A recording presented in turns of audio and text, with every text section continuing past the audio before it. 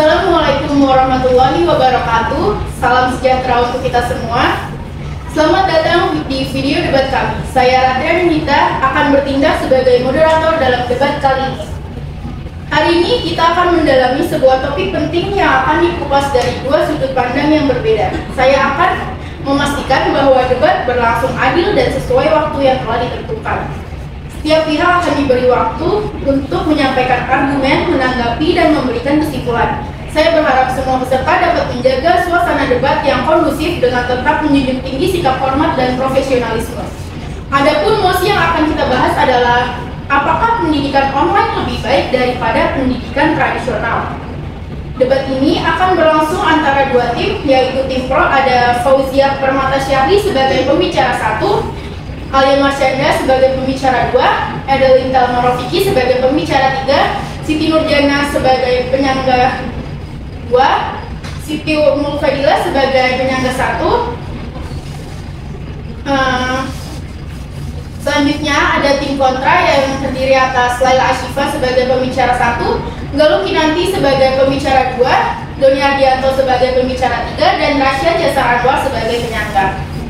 Saya yakin kedua tim telah mempersiapkan argumen terbaik masing-masing dan kita semua akan mendapatkan wawasan yang berharga dari argumen-argumen tersebut.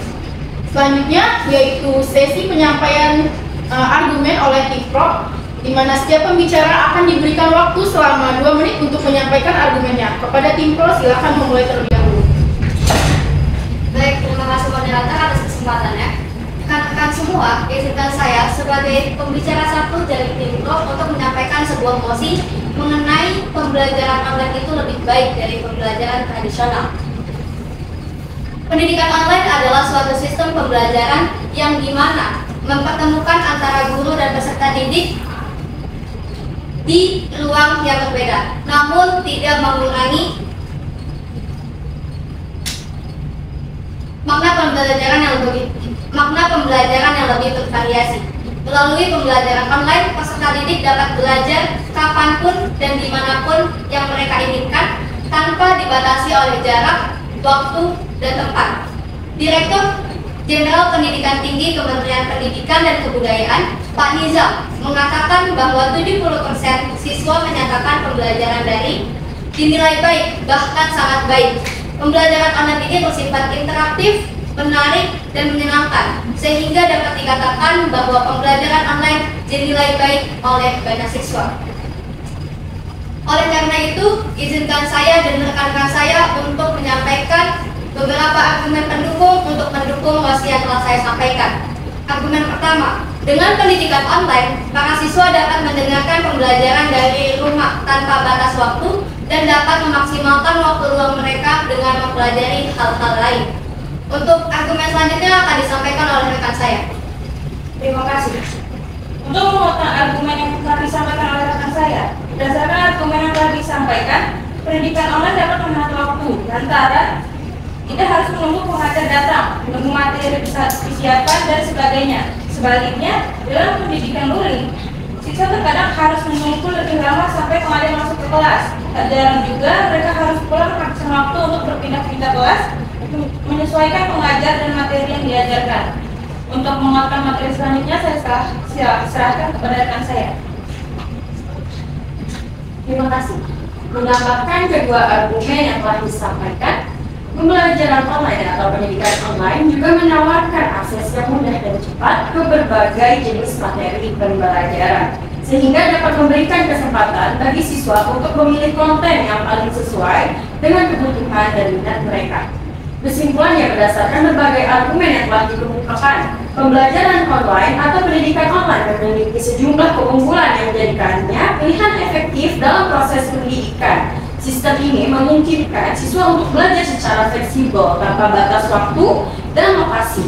Selain itu, pembelajaran daring mengurangi waktu tunggu yang biasanya terjadi dalam pembelajaran tatap muka, sehingga siswa dapat memanfaatkan waktu luang mereka dengan lebih produktif. Tidak hanya itu, pembelajaran online juga mempermudah akses ke berbagai materi pendidikan yang dapat disesuaikan dengan kebutuhan dan minat siswa. Dengan berbagai kelebihannya, pembelajaran daring menjadikan metode pendidikan yang efisien, menarik, dan interaktif bagi banyak siswa. Terima kasih.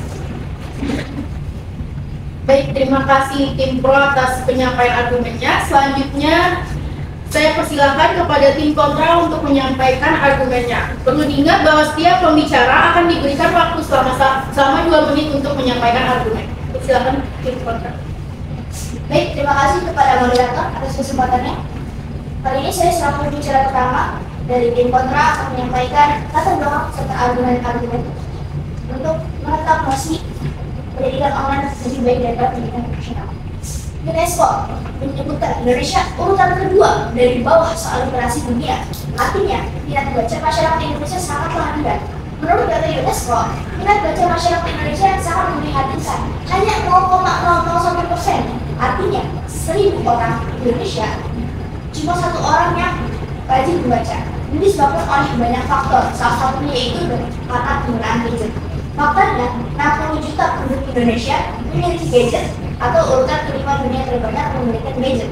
Namun, gadget tersebut tidak bisa membuat masyarakat Indonesia sadar akan literasi.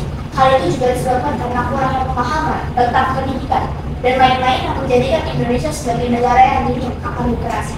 Maka dari itu, kami selaku tim kontra menyatakan tidak setuju dengan mosi debat kali ini, yaitu pendidikan online lebih baik daripada pendidikan tradisional. Dengan argumen pertama, pembelajaran tradisional menawarkan interaksi langsung antara peserta dan instruktur, sehingga memberikan kesempatan bagi siswa untuk bertanya dan mendeskripsikan topik yang sedang dipelajari secara langsung. Sedangkan salah satu kekurangan e-learning adalah kurangnya interaksi antara siswa dan instruktur. Baik, sekian dari saya. Selanjutnya saya silakan kepada rekan-rekan saya untuk mengeluarkan argumen yang telah saya sampaikan. Terima kasih. Menguatkan argumen dari rekan saya sebelumnya, motivasi belajar siswa juga dapat terbangun dengan pergi ke sekolah dan bertemu teman-teman. Secara tidak langsung, pergi ke sekolah memantik semangat siswa untuk belajar dan mendapatkan pengetahuan. Sedangkan, pada pendidikan lewat pembelajaran online, ada beberapa siswa yang kesulitan untuk memotivasi diri mereka sendiri dalam belajar secara mandiri, sehingga kurangnya pengawasan dan dukungan dapat mempengaruhi motivasi dan hasil belajar siswa. Sehubungan dengan itu, pendidikan lewat pembelajaran tradisional juga dapat memfasilitasi siswa dalam membentuk koneksi sosial dengan siswa lainnya. Siswa dapat mudah bergaul dan berbaur sehingga dapat menumbuhkan jiwa sosial pada siswa, sehingga siswa dapat beradaptasi dengan berbagai karakter manusia dan melatih emosi dalam bermasyarakat. Argumen selanjutnya akan disampaikan oleh rekan saya. Terima kasih. Baik, saya ingin menambahkan dari ketua rekan saya, yaitu untuk daerah pelosok atau yang kecil sangat lebih memberikan pendidikan tradisional dibandingkan dengan pendidikan online. Karena di beberapa calon tenaga pendidik yang suka datang ke daerah pelosok untuk mengajarkan metode pelajaran untuk anak-anak di daerah pelosok. Ditambah akses di daerah pelosok sangat sulit untuk mendapatkan internet, sehingga pendidikan tradisional sangat efektif untuk pendidikan online. Oleh karena itu, pembelajaran pendidikan tradisional menawarkan berbagai macam keunggulan seperti adanya interaksi antara murid dan guru dan menambah pemahaman antara murid dan guru. Serta pendidikan tradisional dapat akses di seluruh Indonesia. Jadi pembelajaran ini sangat efektif, terutama pada saat pasca COVID-19 yang dimana penurunan angka literasi itu sangat tinggi. Jadi sehingga pendidikan tradisional ini pantas dan dapat diharapkan meningkatkan kualitas pendidikan di Indonesia. Itu saja dari rekan kami. Saya kembali kepada masyarakat. Terima kasih. Baik, terima kasih tim kontra atas penyampaian argumennya. Selanjutnya kita akan berlanjut ke sesi di mana masing-masing tim akan mendebat pendapat atau menyampaikan penolakan atas argumen dari tim lain. Pada sesi ini saya akan memberikan waktu selama 5 menit untuk tiap penyangga dari tiap tim, di mana tiap penyangga harus memberikan argumen penolakan disertai dengan alasan yang jelas. Silakan kepada tim pro untuk memulai terlebih dahulu. Baik, terima kasih moderator. Di sini saya akan menyanggah argumen dari tim kontra. Poin pertama, Pembelajaran daring tidak menghilangkan interaksi, melainkan mengubahnya menjadi lebih fleksibel. Guru dan siswa bisa berdiskusi melalui forum online, video call, atau grup diskusi virtual. Bahkan teknologi sekarang mengadakan fitur rekaman yang bisa diulang jika ada siswa yang ketinggalan atau berhalangan hadir. Sesuatu yang tidak bisa dilakukan dalam pembelajaran tradisional dan linear. Studi juga menunjukkan bahwa pembelajaran daring dapat meningkatkan keterlibatan siswa karena ada platform interaktif seperti kuis online, game edukatif, dan diskusi digital yang mendukung partisipasi aktif. Jadi kurang interaktif bukan karena sistem daring, tapi karena adaptasi metode pengajaran. Desain dengan kurikulum yang tepat, pembelajaran daring bisa sama interaktifnya naluri. Sanggahan berikutnya saya lanjutkan. Menambahkan argumen dari video rekan saya sebelumnya, jelas pendidikan online lebih baik daripada pendidikan tradisional. Karena dari segi aksesibilitas, pendidikan online dapat dijangkau oleh siapa saja, di mana saja dan kapan saja selama ada akses internet. Hal ini menjadikan pendidikan lebih inklusif dan dapat dinikmati oleh semua orang. Dari segi inovasi metode belajar, guru dapat lebih inovatif dan memberikan materi dan metode belajar. Tidak hanya presentasi, tapi juga membuka diskusi dengan memancing siswa bertanya. Dari segi sumber materi lebih bervariasi. Siswa dapat mencari literatur dari jurnal online, e-book, dan sumber lainnya secara mandiri, sehingga mereka memiliki akses kepada berbagai jenis materi pembelajaran. Dari segi ekonomis, pendidikan online dapat menghemat biaya transportasi, waktu, dan uang sekolah karena tidak perlu datang ke tempat sekolah. Silakan saudariku. Saya tidak setuju dengan argumen yang diberikan oleh saudara, sebab meskipun pendidikan online tidak mengeluarkan biaya untuk ongkos pergi ke sekolah, tetapi pendidikan online masih membutuhkan biaya untuk membeli kuota internet agar pembelajaran dapat diakses. Iya betul. Namun menurut saya, uang yang dikeluarkan tidak sebesar biaya transportasi untuk ke sekolah. Interupsi saudara. Menurut penelitian yang dilakukan oleh Databox, didapatkan hasil bahwa 44,8% mahasiswa menyatakan bahwa pengeluaran terbesarnya yaitu untuk pulsa dan internet. Maka bisa disimpulkan bahwa pengeluaran biaya untuk pembelian kuota internet sebanding dengan ongkos pergi ke sekolah atau malah lebih besar jumlahnya. Interupsi saudariku.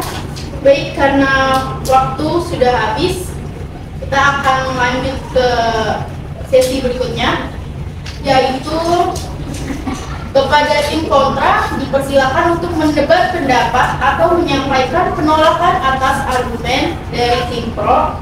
Jadi perlu diingat bahwa waktu yang diberikan yaitu 5 menit untuk tiap penyangga, di mana tiap penyangga harus memberikan argumen penolakan disertai dengan alasan yang jelas. Silakan tim kontra. Baik, terima kasih moderator atas kesempatannya. Saya izin memberikan komentar terhadap argumen yang diberikan oleh tim pro. Yang pertama, meskipun pendidikan online dapat menghemat waktu karena tidak harus menunggu pengajar datang atau menunggu materi disiapkan, tetapi pendidikan online akan membuat jam belajar siswa menjadi tidak menentu karena pendidikan online tidak memiliki waktu yang sistematis seperti pendidikan tradisional. Silakan saudaraku. Saya tidak setuju dengan argumen yang Anda sampaikan.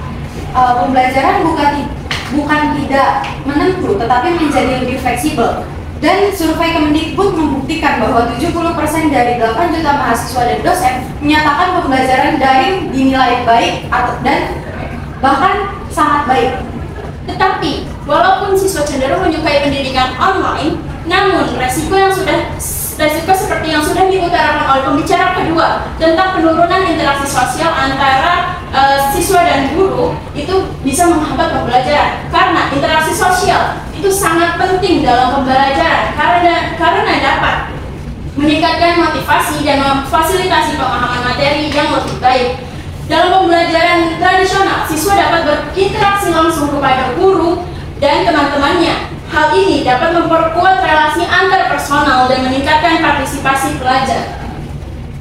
Selanjutnya, meskipun pendidikan online menawarkan akses yang mudah dan cepat ke berbagai jenis materi pembelajaran, tetapi ada resiko kurangnya kontrol dan Guru akan sulit memantau progres individu siswa siswa secara langsung yang dapat menyebabkan beberapa siswa tidak sepenuhnya memahami materi yang sudah diajarkan, serta siswa bisa saja malah menyelewengkan fungsi gadget yang seharusnya sudah disediakan untuk sekolah, namun malah digunakan untuk hal lain seperti bermain game hingga lupa waktu. Silakan saudaraku. Saya tidak setuju dengan argumen saudara tentang pengawasan tersebut. Walaupun guru tidak bisa mengawasi siswa, kegiatan siswa dalam menggunakan gadget, namun orang tua dapat memberikan pengawasan sehingga gadget dapat berfungsi sesuai dengan yang ditarget. Saudaraku, baik. Seperti yang kita tahu, bahwa pendidikan online membutuhkan internet untuk mengaksesnya, dan kita tahu pula jika saat ini banyak sekali dampak negatif yang berasal dari internet. Contohnya seperti kecanduan game online atau terjerumus judi online. Jika Anda merasa bahwa pendidikan online lebih baik daripada pendidikan tradisional, maka bagaimana menurut Anda cara untuk menjauhkan para siswa dari dampak negatif internet yang sudah saya sebutkan sebelumnya? Interupsi saudara. Untuk menjawab pertanyaan yang telah disampaikan, ada beberapa cara untuk mengatasi masalah tersebut. Pertama, dengan mengedukasi siswa resiko konten negatif di internet, termasuk judi dan game merugikan. Yang kedua, dapat melakukan diskusi kelas atau seminar. Seperti dijelaskan sebelumnya juga, orang tua juga memiliki peran aktif untuk mengawasi kegiatan aktivitas online anak-anak mereka, termasuk permainan yang dimainkan dan situs yang dikunjungi. Terima kasih. Izin melanjutkan komentar yang tadi sempat terpotong. Pendidikan tradisional memiliki keuntungan sendiri seperti lingkungan belajar yang dinamik dan fleksibel. Guru dapat menyajikan strategi pembelajaran berdasarkan kondisi kelas dan minat siswa. Selain itu, suasana kelas yang nyaman dan aman dapat membuat suasana hati siswa menjadi lebih baik dan lebih siap untuk belajar. Silakan. Saya tidak setuju dengan argumen yang saudara sampaikan. Seperti yang sudah dijelaskan sebelumnya oleh rekan-rekan saya, bahwa pendidikan online dapat menggunakan media pembelajaran yang bervariasi dengan menggunakan dengan menggunakan program yang tepat. Dalam metode tersebut, suasana kelas dapat terbangun dan lebih efektif di masa modern saat ini. Silakan saudara. Waktu tersisa 1 menit. Baik. Tadi betul tadi dijelaskan, tapi ada diperlukan juga jaringan yang stabil dan alat yang memadai untuk aksesnya. Nah, jika hal tersebut tidak ada, maka pelajaran online tidak bisa dilakukan seperti ini kosong. Maka dari itu pendidikan tradisional jauh lebih efektif ketimbang pendidikan online. Terima kasih.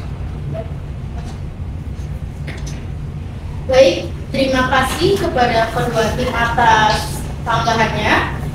Selanjutnya kita akan berlanjut pada penyampaian kesimpulan, di mana setiap tim akan diberi waktu selama 1 menit untuk menyampaikan kesimpulan dari setiap argumen yang telah disampaikan. Kepada tim pro, saya silakan untuk memulai terlebih dahulu. Terima kasih moderator. Jadi kesimpulan yang dapat saya ambil bahwa pendidikan online, dengan menggunakan pendidikan online, siswa dapat belajar kapan saja dan di mana saja. Pendidikan online juga dapat menghemat waktu dan biaya transportasi, serta mengurangi waktu tunggu yang terjadi dalam pembelajaran tatap muka. Dengan pembelajaran online ini, materi pembelajaran lebih bervariasi.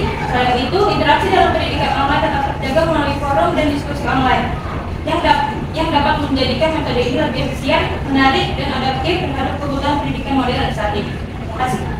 Baik, terima kasih tim pro atas penyampaian kesimpulannya. Selanjutnya saya persilakan kepada tim kontra untuk menyampaikan kesimpulan atas argumen-argumennya.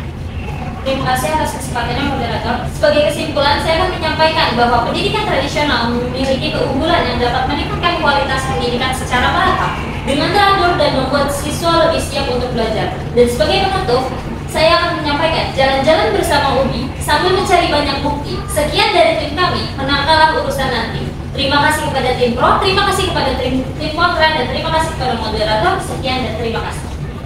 Baik, terima kasih kepada tim pro dan tim kontra atas penyampaian argumen-argumennya yang sangat bisa menambah wawasan. Jadi dari hasil debat tadi dapat diketahui bahwa pendidikan online memiliki keunggulan seperti fleksibilitas, akses yang lebih luas, dan integrasi teknologi yang mendorong pembelajaran modern. Namun, pendidikan tradisional juga menawarkan keunggulan dalam interaksi langsung, kontrol pembelajaran yang lebih terstruktur, dan pengalaman bersosialisasi. Apapun pandangan Anda, yang terpenting adalah bagaimana kita dapat mengintegrasikan kelebihan dari kedua metode tersebut untuk menciptakan pendidikan yang lebih baik di masa depan.